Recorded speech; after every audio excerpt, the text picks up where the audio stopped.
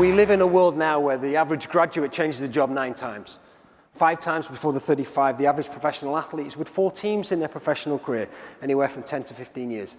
So gone are the years or days of where the player kisses the badge and stays forever. That moment is gone. So how do we understand that talent? And just like that block of ice in the driveway, how do we get the most out of it before it's gone? Are you prepared to sacrifice the things that make it great? Talent is actually easy to find.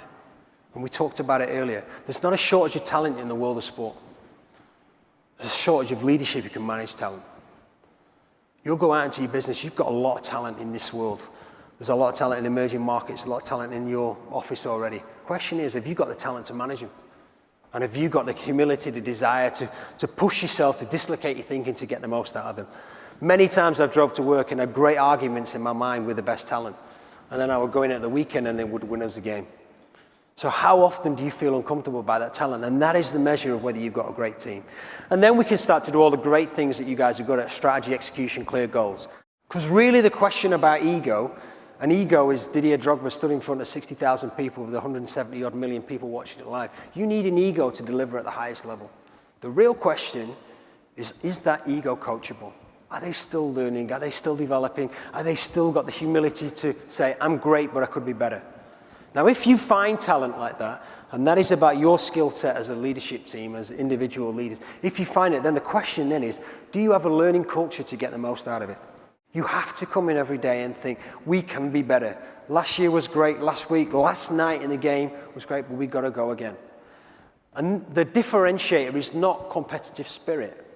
Most of the great teams, most of the average teams have got competitive spirit. The great cultures, the ones who sustain it over time, for me, have this notion of this balance of competitive and caring. Do we care about each other? Do we understand that I'm on a journey? I'm working 80 hours a week. I'm giving up time for my family. Do I really understand that commitment? And it's not just in financial pay, but it's the notion of we're here to win. We are competitive. But do we understand that I'm on a journey? And I won't be at PwC all my life. And I won't be at the San Antonio Spurs. But is this organization helping me grow? And Gen Ys will not give you loyalty in this moment. They want experiences. But you might extend that period longer than that population is generally used to giving it by creating this environment, by creating this understanding that it is about caring about your talent. Competitive is number one, caring is the second thing. And then, paradoxically, once you've got that, accountability is so much higher. We take away all the things that can avoid high performance not happening. Now I want ultimate accountability for you. We're going to give you a competitive environment. We're going to give you the support, but it's caring, physical support, technical support. Now I want ultimate accountability. Then it's back to the organization to help them develop on a day-to-day level. And then the magic word that we all talk about and we throw around in every single team and in every single business is trust. For me, when I look at elite talent across the world of sport, I'm looking for a set of characteristics, and there's probably 5 things. Number one, I'm looking for trustworthy talent. Whatever comes out of that gate, whatever comes through that tunnel onto that stadium, do I trust this individual to give everything that they're going to get? Do I trust them?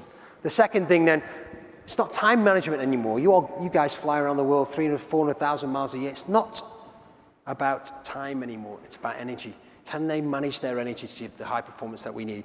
Third thing, can you energize other people? We talk about player and a half in sport. I do my job. Can I help someone else be better at theirs? Can you find these players? Number 4, have you got an edge to what you do? When you're building a high-performance team, it's not a linear journey. The velocity at which you grow is not linear. Sometimes you have to win ugly. Sometimes the ball goes off the rim 4 times and lands in. Sometimes it hits you on the back of your head and goes in there. Sometimes you have to choose your tactics, particularly as you're growing quickly, to get the results that you want. So you've got to have an edge to your performance. And the last one there, can you execute properly? So are you trustworthy? When you think about your talent, is it trustworthy? Has it got energy? Can it energize other people? Has it got an edge to what it does? And can it execute?